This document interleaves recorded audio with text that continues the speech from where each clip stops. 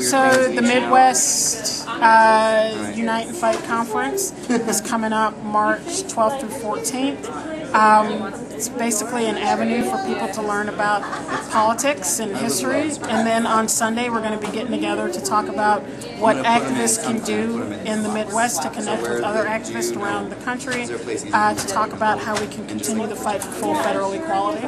Yeah, this weekend it looks like around 300 grassroots activists from across the Midwest are coming together to discuss what we need to do differently and what we need to get behind us before moving forward. The workshops are discussing about things that are relevant to what's happening now, be it Don't Ask, Don't Tell, be it how to integrate the conservative side of LGBT politics, and all the way to embracing your femininity.